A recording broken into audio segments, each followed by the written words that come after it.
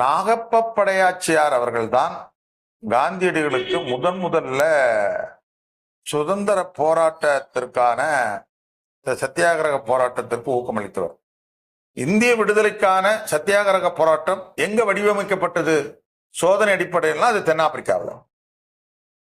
இந்தியர்களுக்கு இழைக்கப்பட்ட அநீதிகள், தென்னாப்பிரிக்காவில் இருக்கிற பூர்வீக குடிகளான கருப்பு இனத்தவர்களுக்கு எதிராக ஆங்கில அரசு மேற்கொண்ட அடக்குமுறைகளை எதிர்த்து காந்தியடிகள் போராடிய பொழுது அந்த போராட்டத்தில் காந்தியடிகளுடைய தலகர்த்தாக்களில் ஒருவராக நம்முடைய நாகப்பன் இருக்கிறார்.